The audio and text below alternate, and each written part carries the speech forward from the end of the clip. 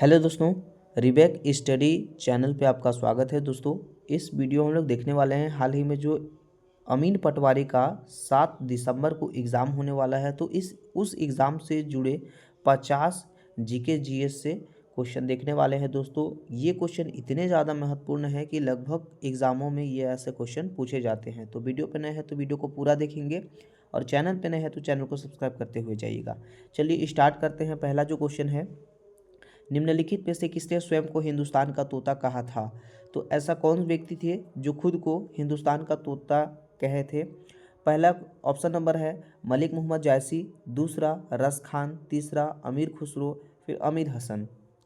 तो इसका correct answer क्या होगा दोस्तों? अमीर खुसरो। तो अमीर खुसरो जी ने खुद को हिंदुस्तान का तोता बताया था। अगला क्वेश्चन देखते हैं, अमीर खुसरो का वास्तविक नाम क्या था? तो अमीर खुसरो का वास्तविक नाम मोहम्मद हसन, मोहम्मद हुसैन, मोहम्मद खुसरो या फिर मोहम्मद खान।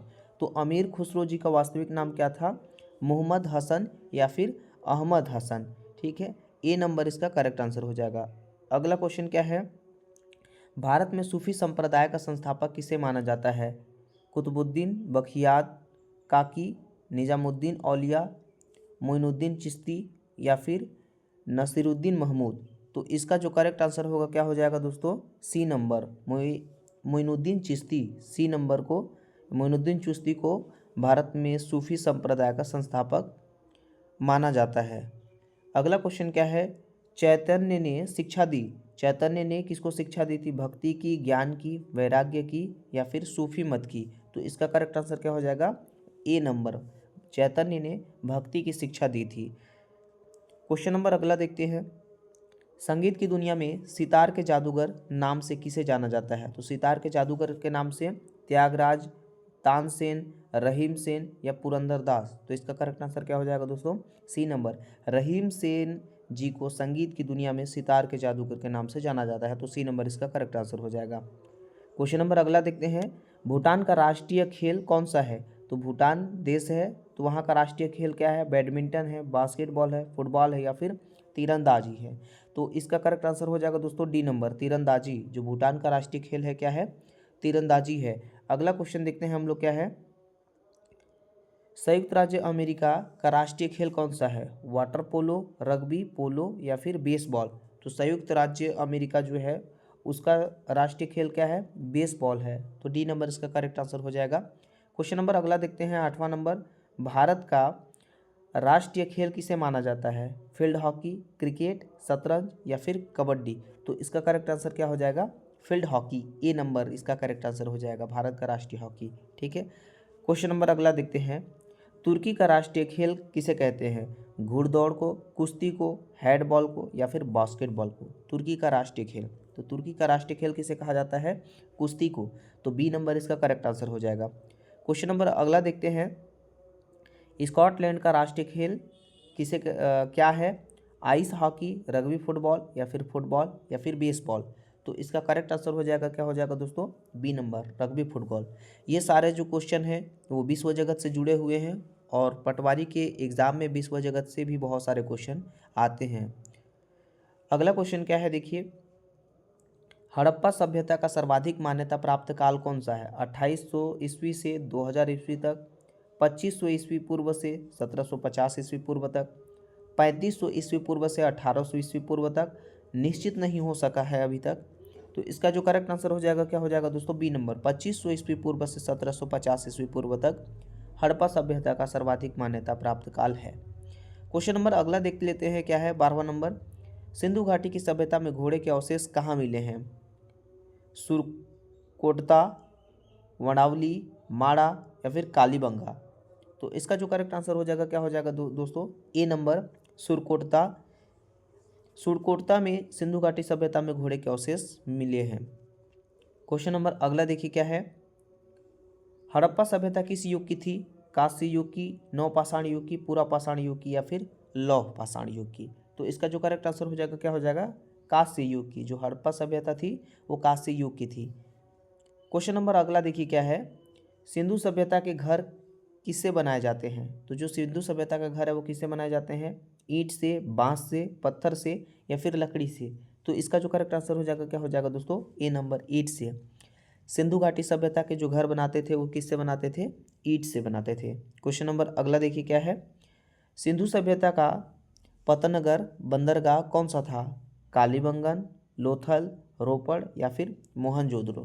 तो इसका जो करेक्ट आंसर हो जाएगा क्या हो जाएगा दोस्तों? बी नंबर, लोथल बंदरगाह सिंधु घाटी सभ्यता का बंदरगाह था। बी नंबर इसका करेक्ट आंसर हो जाएगा।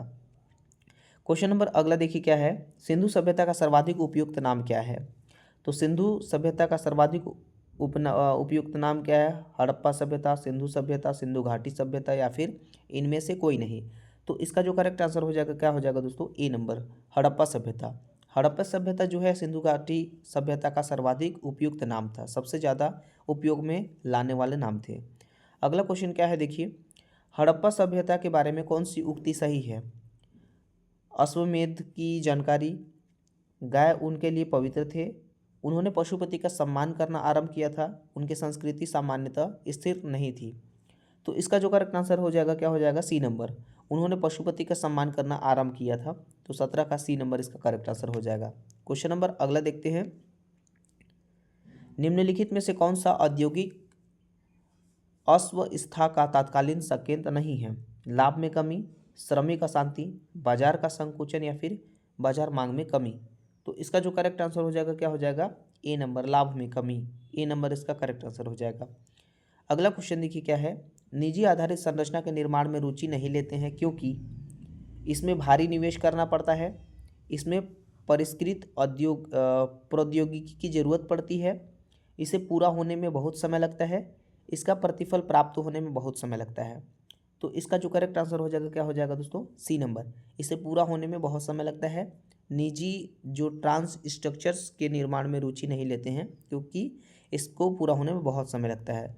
क्वेश्चन नंबर अगला देखिए क्या है, स्वर्ण बुलियन मान का संबंध किससे है?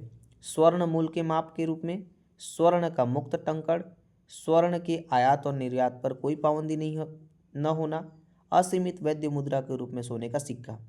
तो इसका जो करेक्ट आंसर हो जाएगा क्या हो जाएगा दोस्तों? सी नंबर हो जाएगा, स्वर्ण की आयात और निर्यात पर कोई पाबंदी न होना। अगला क्वेश्चन इसी तरीके से देख लेते हैं, विश्व बैंक का एक अन्य नाम क्या है? तो विश्व बैंक का एक अन्य नाम क्या है दोस्तों? अंतर्राष्ट्रीय पुनर्निर्माण तथा विकास बैंक, अंतर्राष्ट्रीय पुनर्वास तथा विकास बैंक, अंतर्राष्ट्रीय पुनर्वित्त तथा विकास बैंक, अंतर्राष्ट्रीय अनुसंधान तथा विकास बैंक। तो इसका जो करेक्ट आंसर हो जाएगा क्या हो जाएगा दोस्तों? ए नंबर, अंतर्राष्ट्रीय पुनर्निर्माण तथा विकास बैंक इसका करेक्ट आंसर हो जाएगा। चैनल पर नए हैं तो चैनल को सब्सक्राइब कर लीजिएगा ताकि जो भी वीडियो मैं अपडेट करूंगा वो आप तक सर्वप्रथम पहुंचे। 22वां का देख लेते हैं, निम्नलिखित में से कौन सा क्षेत्र सबसे अधिक कर का भुगतान करता है? कृषि क्षेत्र, औद्योगिक क्षेत्र, परिवहन क्षेत्र या फिर बैंकिंग क्षेत्र। तो इसका करेक्ट आंसर क्या हो जाएगा? औद्योगिक क्षेत्र। तो दोस्तों औद्योगिक क्षेत्र जो है वो सबसे ज़्यादा अधिक कर भुगतान करने वाला क्षेत्र है, औद्योगिक क्षेत्र। बी नंबर इसका करेक्ट आंसर हो जाएगा।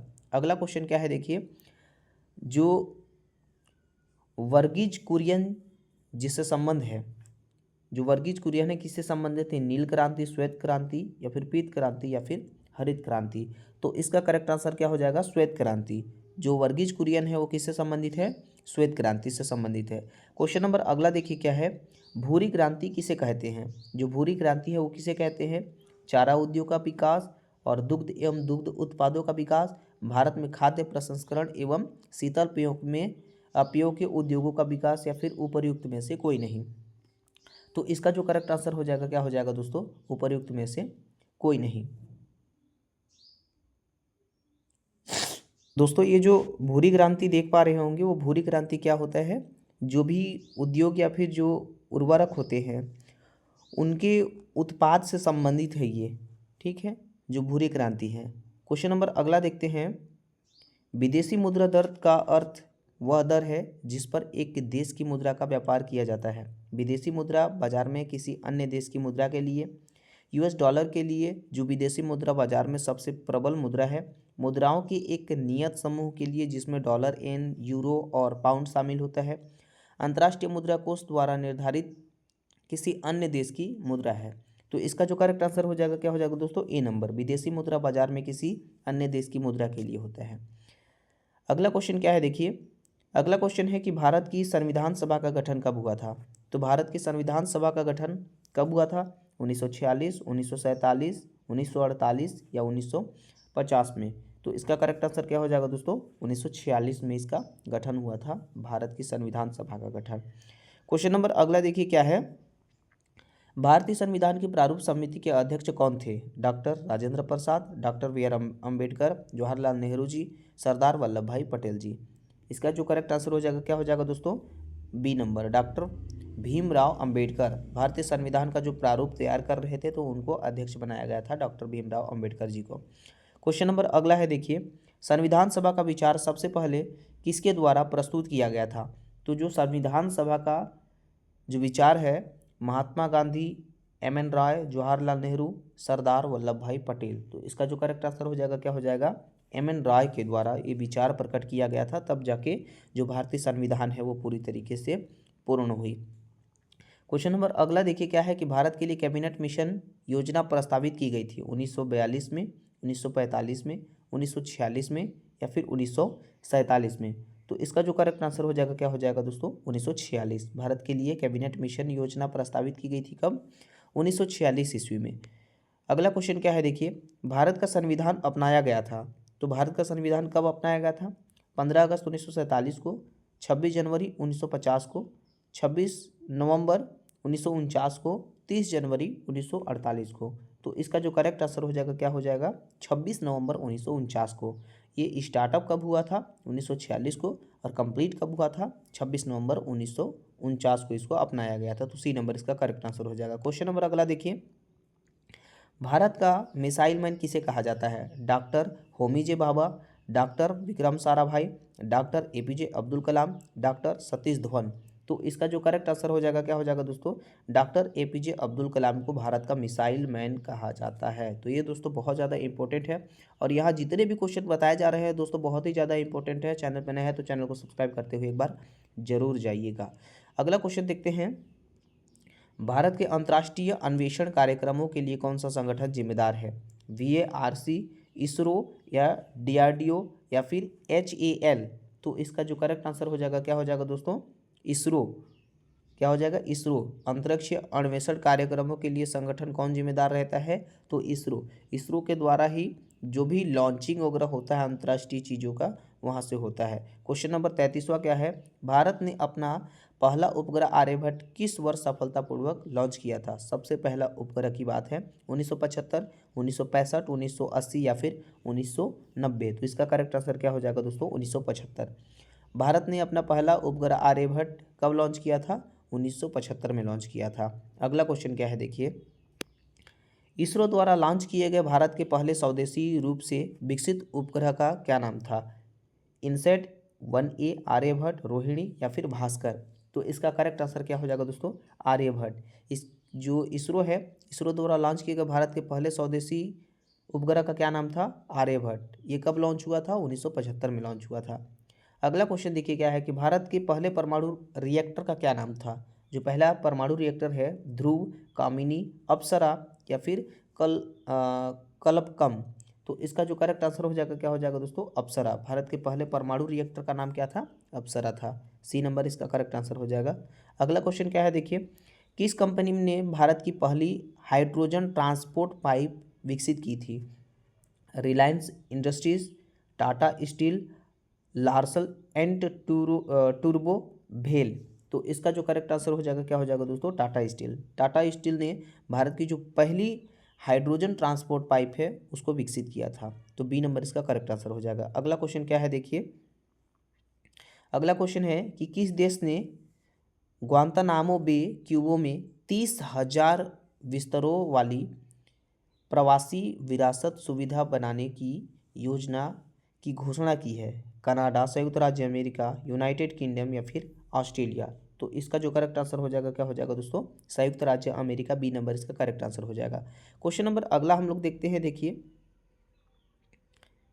क्वेश्चन नंबर अगला है कि किस राज्य में पंगनसो दर्रा अंतर्राष्ट्रीय महोत्सव मनाया गया है? सिक्किम, मेघालय, अरुणाचल या फिर असम। तो इसका जो करेक्ट आंसर हो जाएगा क्या हो जाएगा दोस्तों? सी नंबर करेक्ट आंसर हो जाएगा, अरुणाचल प्रदेश। ठीक है, तो जो पंगसो दर्रा अंतर्राष्ट्रीय महोत्सव मनाया गया है वो कहाँ पर मनाया गया है? अरुणाचल प्रदेश में मनाया गया है। क्वेश्चन नंबर अगला देखते हैं, विश्व विल्टज शतरंज चैंपियनशिप में पुरुष वर्ग में विजेता कौन बने? मैग्नस कार्लसन, विश्वनाथ आनंद, उसके बाद फिर फबियानो कारुआना, डिंग लेरेने। तो इसका जो करेक्ट आंसर हो जाएगा क्या हो जाएगा दोस्तों? Magnus Carlsen. जो मैग्नस कार्लसन है वो विश्व विल्टज शतरंज चैंपियन में पुरुष वर्ग में विजेता बने हैं। ए नंबर इसका करेक्ट आंसर हो जाएगा। क्वेश्चन नंबर अगला देखते हैं क्या है, देखिए, किस मंत्रालय की झांकी जनजातीय गौरव वर्ष ने केंद्रीय मंत्रालयों और विभागों के बीच सर्वश्रेष्ठ झांकी का पुरस्कार जीता है? ऑप्शन नंबर है संस्कृति मंत्रालय, जनजातीय मामलों का मंत्रालय, पर्यटन मंत्रालय या फिर रक्षा मंत्रालय। तो इसका जो करेक्ट आंसर हो जाएगा क्या हो जाएगा दोस्तों? बी नंबर, जनजातीय मामलों का मंत्रालय हो जाएगा इसका करेक्ट आंसर। क्वेश्चन नंबर अगला देखते हैं क्या है, वर्तमान में वस्त्र उद्योग का देश के सकल घरेलू उत्पाद में लगभग कितना प्रतिशत योगदान है? 1%, 2.3%, 3% या फिर 4%। तो इसका करेक्ट आंसर क्या हो जाएगा? B number, 2.3%। जो भी सकल घरेलू उत्पाद में कितना प्रतिशत वस्त्र उद्योग का इसमें पार्टिसिपेट है? 2.3% है। क्वेश्चन नंबर अगला देखिए क्या है, उत्तर प्रदेश सरकार ने पिछले 8 वर्षों में सौर ऊर्जा उत्पाद में कितने गुना वृद्धि की है? 5 गुना, 8 गुना, 10 गुना या फिर 12 गुना। तो इसका जो करेक्ट आंसर हो जाएगा क्या हो जाएगा दोस्तों? 10 गुना। सी नंबर इसका करेक्ट आंसर हो जाएगा। क्वेश्चन नंबर अगला क्या है, देखिए, किस आईआईटी संस्थापक ने टेक्निकल फेस्टिवल टेक कृति 2025 का आयोजन किया था? IIT Delhi, IIT Mumbai, IIT Kanpur या फिर आईआईटी खड़गपुर। ठीक है, तो इसका जो करेक्ट आंसर हो जाएगा क्या हो जाएगा दोस्तों? आईआईटी कानपुर। ठीक है, इसका सी नंबर इसका करेक्ट आंसर हो जाएगा। क्वेश्चन नंबर अगला क्या है, भारतीय वायुसेना ने बहुराष्ट्रीय वायु अभ्यास इनियोकॉस 2025 में कहाँ भाग लिया था? फ्रांस में, जर्मनी में, ग्रीस में या फिर ऑस्ट्रेलिया में। तो इसका जो करेक्ट आंसर हो जाएगा क्या हो जाएगा? ग्रीस में पार्टिसिपेट किया था। क्वेश्चन नंबर अगला क्या है, कहाँ 6 दिवसीय 37वां कथक महोत्सव 2025 का आयोजन हुआ था? मुंबई में, दिल्ली में, लखनऊ में या फिर जयपुर में। तो इसका जो करेक्ट आंसर हो जाएगा क्या हो जाएगा दोस्तों? नई दिल्ली। बी नंबर इसका करेक्ट आंसर हो जाएगा। नई दिल्ली में ही 6 दिवसीय 37वां कथक महोत्सव 2025 का आयोजन हुआ था। क्वेश्चन नंबर अगला देखिए क्या है, भारत में ग्रीन हाइड्रोजन प्रमाणन योजना जिसको GHCI बोला जाता है, किस मंत्रालय द्वारा शुरू की गई थी? विद्युत मंत्रालय, पेट्रोलियम और प्राकृतिक गैस मंत्रालय, नवीन और नवीनीकरण ऊर्जा मंत्रालय, पर्यावरण वन और जलवायु परिवर्तनीय मंत्रालय। तो इसका जो करेक्ट आंसर हो जाएगा क्या हो जाएगा दोस्तों? सी नंबर, इसका नवीन और नवीनीकरण ऊर्जा मंत्रालय। सी नंबर इसका करेक्ट आंसर हो जाएगा। क्वेश्चन नंबर अगला देखिए क्या है, भारत और पाकिस्तान के बीच बढ़ते तनाव के कारण भारत ने कौन सा कदम उठाया है? पाकिस्तान के साथ व्यापार समझौता किया, पाकिस्तान के नागरिकों को वीज़ा छूट दी, पाकिस्तान की एयरलाइनों के लिए भारतीय हवाई क्षेत्र बंद कर दिया, पाकिस्तान को मानवीय सहायता भेजी। तो इसका जो करेक्ट आंसर है क्या हो जाएगा? सी नंबर, पाकिस्तानी के एयरलाइंसों के लिए भारतीय हवाई क्षेत्र बंद कर दिया। ठीक है, क्वेश्चन नंबर अगला देखिए क्या है, 1 मई को अंतर्राष्ट्रीय स्तर पर कौन सा दिवस मनाया जाता है? विश्व स्वास्थ्य दिवस, अंतर्राष्ट्रीय श्रमिक दिवस, पृथ्वी दिवस या फिर मानवाधिकार दिवस। तो इसका जो करेक्ट आंसर हो जाएगा क्या हो जाएगा दोस्तों? बी नंबर, अंतर्राष्ट्रीय श्रमिक दिवस। तो 1 मई को क्या मनाया जाता है दोस्तों? अंतर्राष्ट्रीय श्रमिक दिवस के रूप में मनाया जाता है। क्वेश्चन नंबर अगला देखिए क्या है, वक्फ जिसको संशोधन अधिनियम 2025 को किस न्यायालय में चुनौती दी गई थी? दिल्ली उच्च न्यायालय, बॉम्बे उच्च न्यायालय, सुप्रीम कोर्ट या फिर मद्रास उच्च न्यायालय। तो इसका जो करेक्ट आंसर हो जाएगा क्या हो जाएगा? Supreme court. ठीक है, 2025 में सुप्रीम कोर्ट में संशोधन अधिनियम को इसको चुनौती दी गई थी। सी नंबर इसका करेक्ट आंसर हो जाएगा। अंतिम क्वेश्चन है दोस्तों, निम्नलिखित में से कौन सा राज्य 1 मई को अपना स्थान दिवस मनाया जाता है? पंजाब, गुजरात, तमिलनाडु या फिर केरल। तो इसका जो करेक्ट आंसर हो जाएगा क्या हो जाएगा दोस्तों? गुजरात। तो जो गुजरात है 1 मई को अपना स्थापना दिवस के रूप में मनाता है। तो आशा करता हूं दोस्तों ये जो 50 क्वेश्चन है बहुत ही ज़्यादा एग्जाम की दृष्टि से आपका हेल्पफुल होने वाला है। चैनल पर नए हैं तो चैनल को सब्सक्राइब करते हुए जाइएगा, ताकि जो भी मैं अपडेटेड वीडियो लाता रहूँगा वो आप तक सर्वप्रथम पहुँचे। Thank you for watching.